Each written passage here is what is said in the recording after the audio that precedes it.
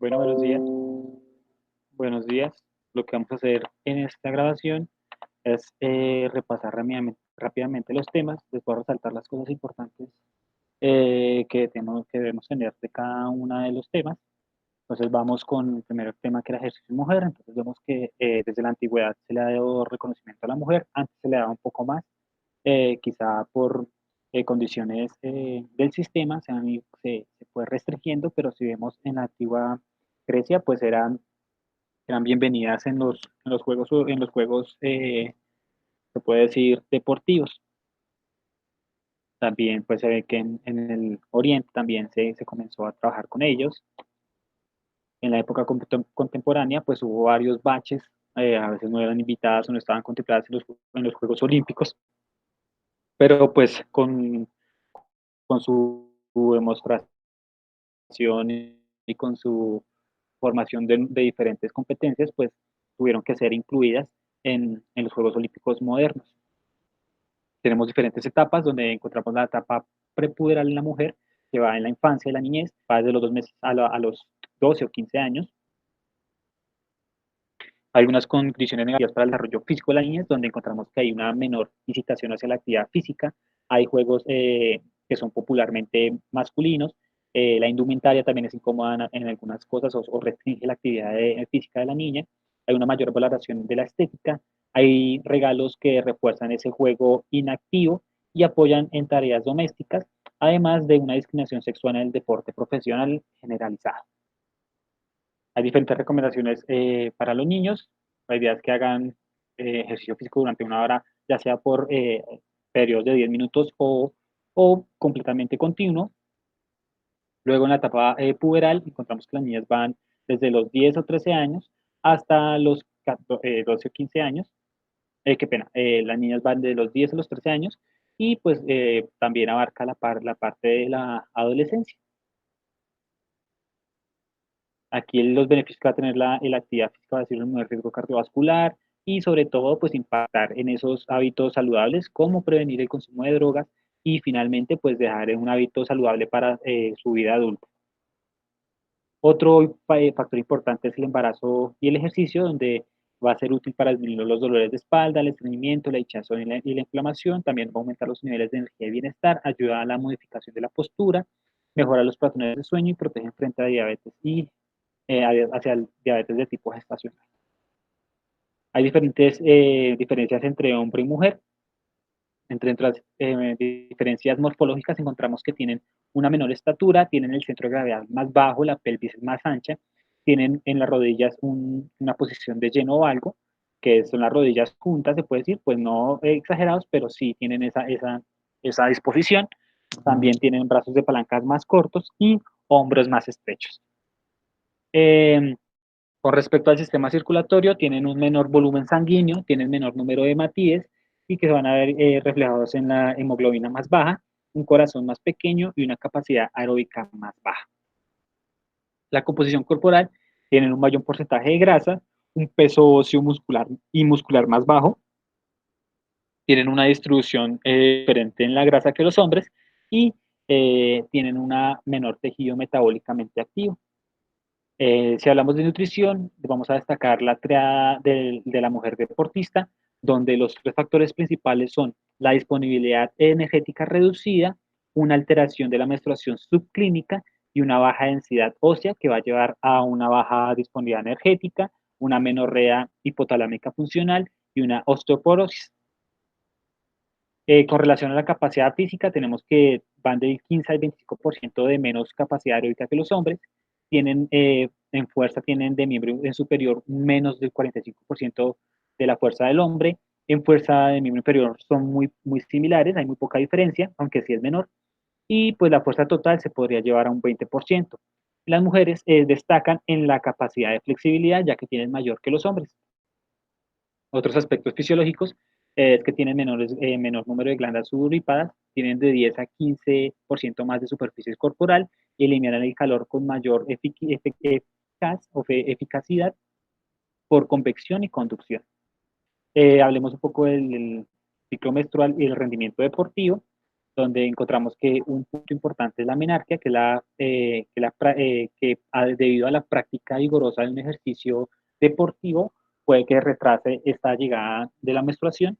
Normalmente llega entre los 10 y los 14 años y obviamente un deporte recreativo no lo va a causar, simplemente es el deporte competitivo de alta exigencia la que puede causar este tipo de alteración. Se ve con frecuencia en gimnastas, bailarinas, corredoras, patinadoras y se observa pues el retraso en la llegada de la menarquia. ¿Para qué sirve? Pues es fundamental esta menarquia para obtener o desarrollar el pico de masa ósea. Em, Hay influencia sobre los entrenamientos y la competencia sobre el ciclo menstrual. Pueden desencadenar diferentes alteraciones como es la amenorrea, la oligomenorrea, la dismenorrea y principalmente se puede dar en alto rendimiento, deportes de resistencia y deportes de élites con hijos. La menopausia también va a traer diferentes consecuencias para la mujer, como algunos síntomas vegetativos, metabólicos y psicológicos. Obviamente hay muchas ventajas para las mujeres al momento de realizar actividad física. En la menopausia nos va a ayudar a disminuir los síntomas de bochorno. El ejercicio de fuerza va a disminuir la posibilidad que se desarrolle osteoporosis y va a ayudar a tener esa masa muscular y pues va a mejorar el bienestar físico en general. Con respecto a las lesiones deportivas, encontramos que pues las lesiones son muy similares a las que se presentan en el hombre, pero pues van a estar predispuestas a algún tipo de lesiones, principalmente por el ángulo Q, que en el de las mujeres es mayor que en el de los hombres. Encontramos tendinitis, síndrome de hipertensión patelar, traumas en la glándula mamaria y fracturas por estrés. Vamos con el segundo tema, que son las alteraciones de la columna. Aquí encontramos que la columna tiene 5 regiones: cervical, torácica, lumbar, sacra y coxigia. En esta diapositiva, normalmente algunos autores toman como si el hueso sacro y el hueso coxigio fueran, cada uno fuera un hueso, pero si los vemos realmente es la unión de varios huesos. Entonces, en total tenemos 33 huesos, 5 regiones y 33 huesos. Tenemos curvas normales en la columna. Contamos que hay dos curvas lordóticas y dos curvas sifóticas. El desarrollo ontogénico, cuando nacemos no tenemos esas curvaturas, se van formando dependiendo de nosotros esa demanda biomecánica que le hagamos a la columna, y esa demanda biomecánica va a estar representada por el control de cabeza, por la sedestación y por la bipedestación. También hay una formación, o esa formación, esas curvas están debidas al desarrollo filogénico, que nos habla de ese desarrollo evolutivo de toda la especie, que nos ha llevado a mantener una posición de pie, y en ese proceso pues se han ido formando la columna. Hay diferentes alteraciones de la columna vertebral, donde encontramos las principales, que son la hiperlordosis, la hipercifosis, la escoliosis y la rectificación lumbar. Aquí las vemos. Escoliosis, una desviación en el plano coronal, una hipercifosis y una lordosis en el plano sagital, y una rectificación, que es la disminución de esas curvas normales. Hay diferentes factores que la causan, tanto mecánicos como fisiológicos. Recordemos que la hipercifosis es una alteración de la curva dorsal en un plano sagital, y va a aumentar la concavidad anterior entre 50 y 55 grados. Hay diferentes clasificaciones dependiendo de su presentación. Puede ser congénita, puede ser por traumas, puede ser por enfermedades o posturales generalmente. Recordemos que la vértebra apex es esta vértebra que está más desplazada y también está rotada.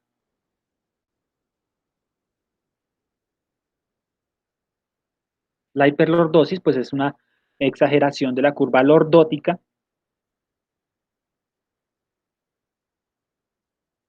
Puede ser igual de origen postural, congénita, estructural o compensatoria. También llevan siempre una anteversión de pelvis. Tenemos que la rectificación de la columna es una disminución de las curvas lumbares, dorsales o ambas. Hay algunos signos y síntomas como la incapacidad o dificultad para permanecer en posición erecta y flexión de tronco por tiempo prolongado, la inclinación hacia adelante, dolor de la espalda, fatiga y por debilidad muscular en los extensores del raquis, alteraciones mecánicas, tanto en la postura como en la forma de llevar el centro de masa. Encontramos la escoliosis, que es una desviación de la columna en un plano frontal con una inclinación lateral y rotación de los cuerpos vertebrales. Se trata de una deformación tridimensional. Esos son los signos más claros. Cadera desnivelada, igual los hombros desnivelados y una curvatura en la columna. Igual las clasificaciones pueden ser idiopáticas, que son de origen desconocido, eh, asociadas a enfermedades neuromusculares, congénitas o asociadas a síndromes diferentes. Puede ser también dependiendo del momento donde se presente, infantil, juvenil o adolescentes. Eh, Se puede clasificar según sus grados, donde el 10% el 10 grados de desviación se conoce como una escoliosis leve, una escoliosis moderada está entre los 20 y los 40 grados, y una escoliosis severa es mayor de 40 grados.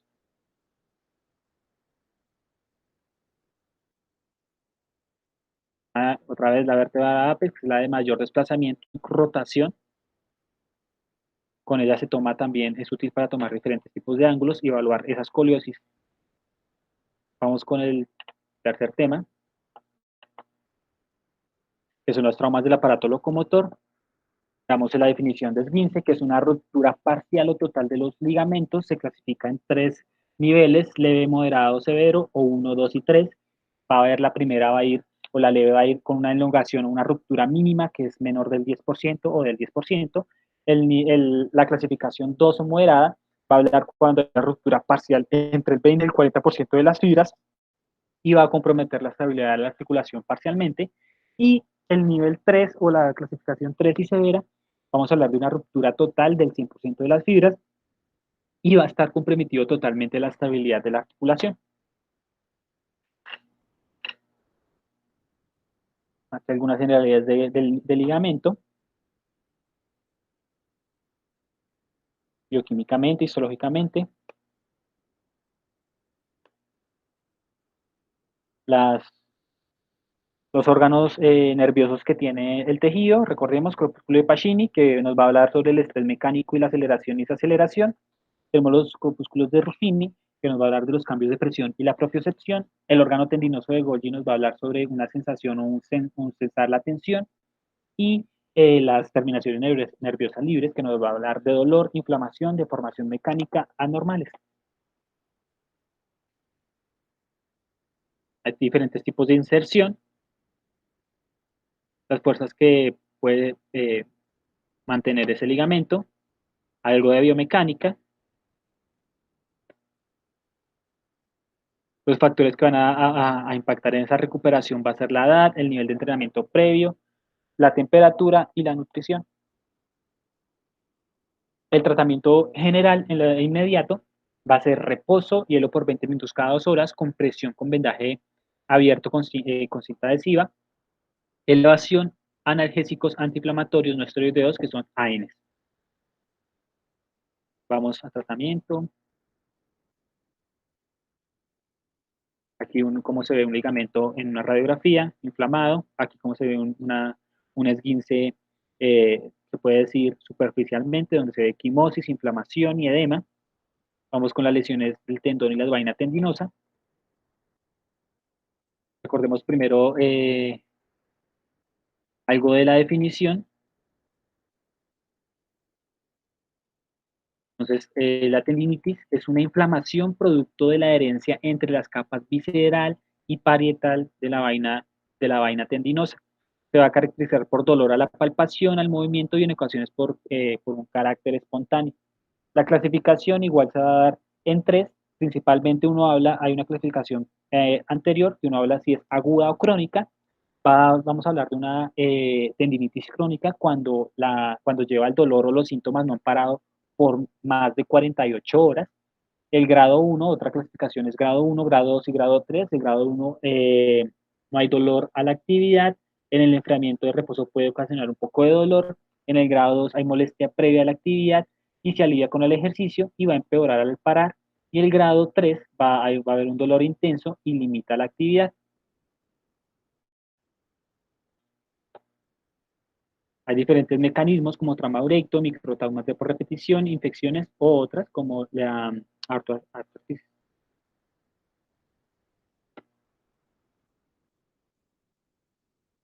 Los tratamientos es tratar de eliminar la causa real, un reposo protegido, utilizar antiinflamatorios, la fisioterapia es muy recomendada, infiltraciones pues hay que tener consideraciones porque puede fibrosar el tejido y la cirugía en el peor de los casos. En el corredor es muy común la tendinitis del tendón de Aquiles, hay diferentes tipos de causas. El diagnóstico se hace por historia clínica, un examen físico y evaluación biomecánica, puede ser por video, una radiografía o otro. Vamos con las lesiones musculares.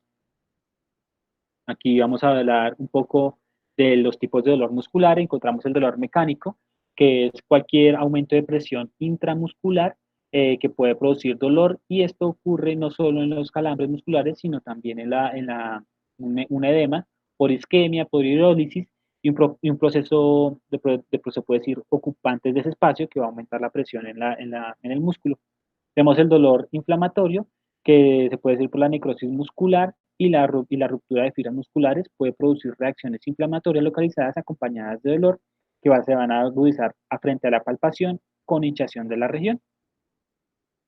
El dolor isquémico es en una persona normal que en el ejercicio intenso puede ocurrir dolor o calambre muscular eh, que puede experimentar como una parte de la actividad deportiva. No obstante, en circunstancias patológicas, la capacidad de desencadenar un dolor con el ejercicio o circunstancia isquémica puede ser llamativa. El isquémico quiere decir que no le llega la cantidad de sangre necesaria. El otro es el dolor muscular referido, que es el dolor que se localiza en el músculo, cuyo origen es por irritación de los nervios que lo inervan. Entonces pueden ser raíces nerviosas o un plejo o los nervios periféricos. También está el dolor de origen incierto, que en algunas circunstancias perfectamente descritas se refleja como dolor muscular de etiología y mecanismo incierto. Así son conocidos dolores como el crecimiento de los niños, en las piernas inquietas y en los fibromialgia. Hay diferentes formas de evaluarlo y pruebas, ya sean bioquímicas, de imágenes,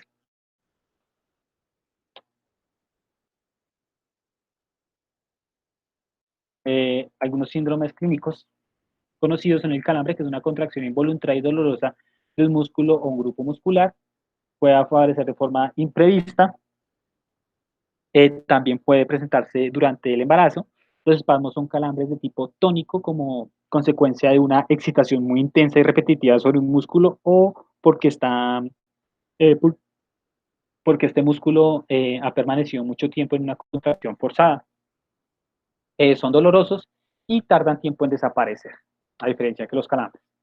También tenemos rupturas fibrilares de esos músculos. Vamos con luxación de hombro. Entonces, primero miremos qué es una luxación. Entonces, una luxación es la pérdida de la continuidad de la articulación donde se encuentran dos huesos. Uno de ellos se va a salir de su posición normal. Entonces, aquí en el hombro tenemos diferentes luxaciones, dependiendo hacia dónde se salga el húmero. Entonces, luxación glenohumeral anterior, puede ser posterior, puede ser inferior, también puede ser dependiendo si es recidivante, que es recidivante quiere decir que vuelve a pasar después de haber ya solucionado.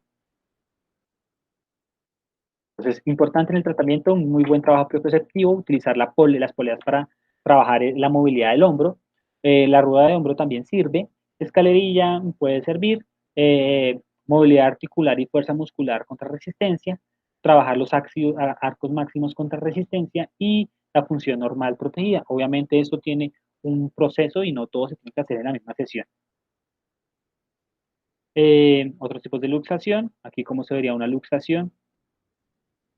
Una luxación recidivante, que es esa que el hombro queda inestable después de una luxación, creemos que está bien y nuevamente después cuando volvemos a la actividad física o deportiva, pues vuelve a pasar el accidente.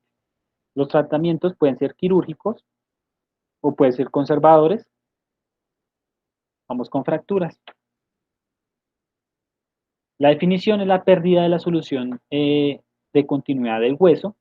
Hay diferencias entre fractura y fisura. Una fractura es la pérdida total de la continuidad y una fisura es simplemente una grieta que no modifica la estructura del hueso, pero sí su continuidad se puede decir parcialmente.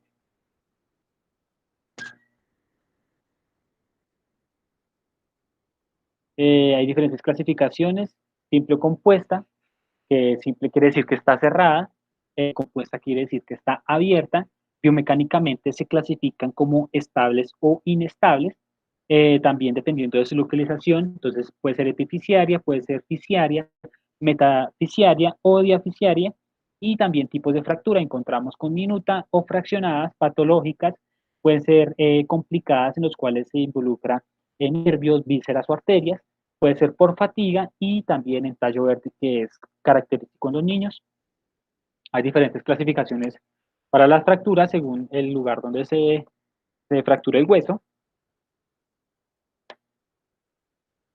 Los síntomas pues van a ser dolor, deformidad, edema, temperatura local y sangrado en algunas ocasiones. Hay diferentes formas de reparación y pues tenemos que tener en cuenta los tiempos de reparación. Los tratamientos pueden ser quirúrgicos, muchas veces es la mejor elección para después continuar con un tratamiento conservador. Se utilizan materiales de osteosíntesis que pueden ser clavos medulares, pueden ser clavos de placa o pueden ser clavos de osteosíntesis. Hay diferentes tipos de consolidación. Esa consolidación habla de cómo se repara el hueso, puede ser y va a depender de factores personales como la edad, las patologías previas y la movilidad en el foco de la fractura. Y también pueden estar relacionadas con la consolidación, los trazos del tipo de fractura, la irrigación ósea, los grados de contacto entre los fragmentos óseos y ya sea el tipo el tipo de manejo quirúrgico o no quirúrgico.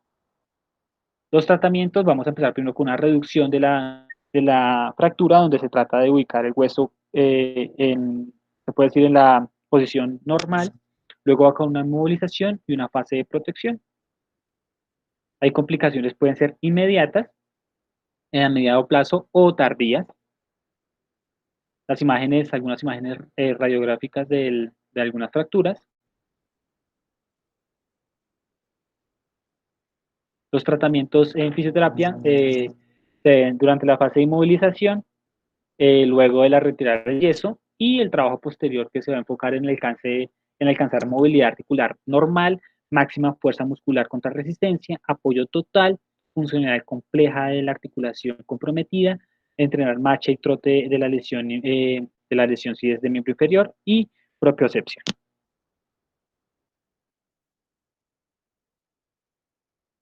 Vamos con el último tema, que es la evaluación de los test diagnósticos.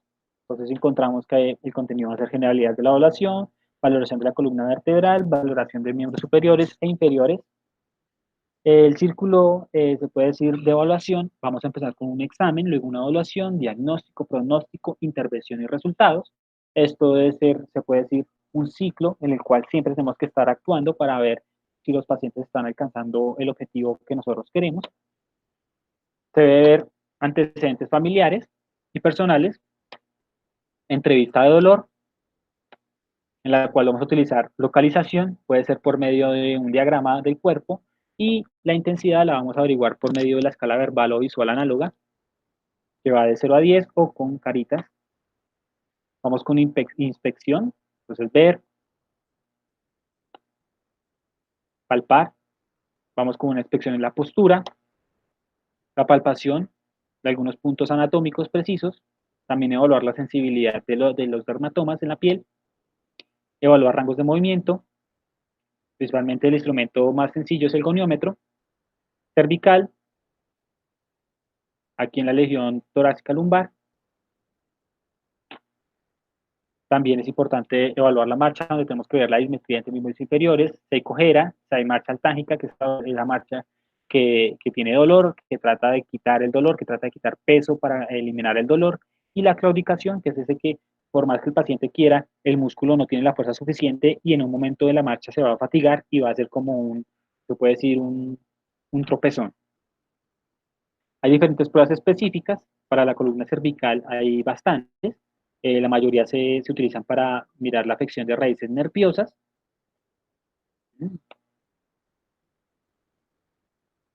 Para la columna torácica, uno de los principales es test de Adams, donde vamos a evaluar la presencia de una escoliosis. La idea es que el paciente en bípedo, con las piernas juntas, flexione el tronco y los brazos y los deje tendidos. Y la idea es que se va a ver una asimetría entre los dos semicuerpos y eso nos va a hablar de la presencia de, un, de una escoliosis. Ashworth, aproximación escapular, presión bilateral. Para la legión lumbar, el ASESH es una de las pruebas más usadas, que nos va a poner, o el objetivo es poner de manifiesto una radiculopatía lumbar de origen mecánico. Muchas veces el nervio que está ahí lesionado son los nervios ciáticos, de caída, de Milgram también, el objetivo es comprobar la presencia del compromiso intratecal en la columna lumbar. En el sacro también hay diferentes pruebas, no va a tener en ninguna de ellas. También, pues es importante, si se puede, radiografía, para detectar algunas cosas. Obviamente, nuevamente la vértebra apex, que es la más rotada y desviada en el eje vertical. Vamos con valoración de miembro inferior, principalmente de la fractura de cadera. El mecanismo más común de la fractura de cadera es un impacto directo de alta energía sobre el trocánter mayor. A menudo está asociada con una rotación externa del miembro afectado. Manifestaciones clínicas, la radiografía como se ve. En la lesión meniscal de la rodilla, encontramos que se debe hacer para el diagnóstico historia clínica, exploración clínica, algunos signos funcionales y signos mecánicos cuando sea posible provocar el desplazamiento anormal del fluido cartílago. Tenemos la maniobra de Murray, a, a, amoladura o compresión de API, que es una de las más utilizadas, donde el paciente está en prono con una flexión de 90 grados. Aquí ¿qué se va a hacer? El terapeuta o el profesional se apoya con fuerza en el talón del examinado y va a comprimir los meniscos, produciendo dolor. Entonces la idea es que se va a mirar ahí. Si llevamos el pie a una eversión, el menisco que estaba lesionado es el medial. Si hacemos por lo contrario una inversión, el menisco lateral será lesionado. Seyman también es importante. Fragar y la radiografía, que es, en este caso, no va a servir de mucho, se recomienda mejor una resonancia magnética nuclear que nos va a poder ver los tejidos blandos. La lesión de ligamentos de rodilla, hay dos pruebas principales, donde encontramos el test de varo de rodilla, que nos va a ver o que nos va a indicar si hay ruptura de ligamento lateral interno o ligamento cruzado anterior. Recordemos rápidamente los cuatro ligamentos principales: ligamento lateral interno, ligamento anterior, ligamento lateral externo y ligamento cruzado posterior. Entonces son cuatro de los principales. Aquí está el inverso, que lo vamos a ver, es el estrés en varo, y nos va a hablar sobre ligamento cruzado anterior y ligamento lateral externo. Las dos pruebas por excelencia para ligamentos cruzados son las pruebas de cajón. Hay prueba de cajón posterior que nos va a hablar de un desplazamiento posterior y si hay una lesión del ligamento posterior. Entonces, cajón posterior, ligamento posterior. El cajón anterior, vamos a ver si hay una lesión del ligamento cruzado anterior. Otro test, también para ligamento cruzado anterior. Curvaton, pivot, Flashman. Vamos con valoración del miembro superior. La principal se puede decir lesiones, la ruptura del manguito rotador o una tendinitis del manguito rotador. Hay diferentes, puede ser trauma menor, una caída, una manipulación mal hecha, una caída directa o un choque automovilístico. Las pruebas diagnósticas son eh, cuando la valora aduce y gira el brazo hacia afuera y el paciente pues va a hacerlo con lentitud. También mirar la cara del paciente o el gesto que hace al momento de realizar esta misma prueba. También la radiografía es útil en este momento, mmm, pues sobre todo si vemos el espacio acromihumeral, pero pues no nos va a dejar ver los tejidos blandos. Entonces sería la más, se puede decir, específica, sería la resonancia magnética, y asequible, porque se puede hacer una ecografía, que también puede ser útil. También tenemos lesiones del miembro del plexo braquial, que puede ser por golpes, que puede ser por posteriores a una lesión, por mala postura, y van a verse como un adormecimiento, un dolor en los dedos o en toda la cara palmar del brazo. Pueden haber varias presentaciones y muchas veces uno lo confunde con algún dolor muscular, siendo que es de origen neuronal. El síndrome del túnel carpiano, que también es muy común, las principales pruebas para evaluar el síndrome de túnel carpiano es el signo de Fallen, el de Kinel, el de Fick, el de Katz, el signo de compresión de Duncan y los signos del círculo. Fallen, Kinel, que es percusión sobre el recorrido del nervio, Fick, que es la sacudida y que paran los síntomas, Durkheim, la compresión de Durkheim y el signo de círculo. Los estudios, puedes ir de electromiografía, son muy buenos para ver si hay lesión del nervio. Entonces terminamos. Gracias.